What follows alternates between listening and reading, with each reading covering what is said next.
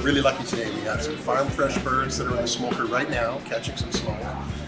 Treat them really simple. All we did is we applied some of this fantastic rub. We've got our Blues Hog Original and our Blue Hog Sweet and Savory. We put those on the outside of the birds. On the inside of the bird, we put a little bit of fresh herbs. In this case, we have some savory, or some sage, I should say. And the chicken roasters, which is how I like to cook my chickens in the oven.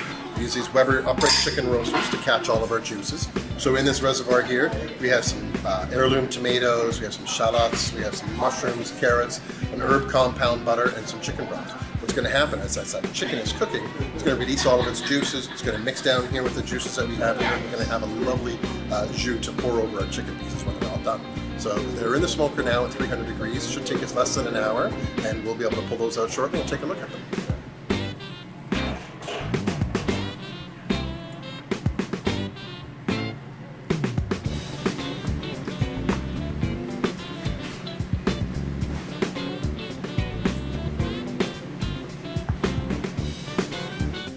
For more information, go to our website or give us a call. Check us out on Facebook and join our Facebook barbecue group.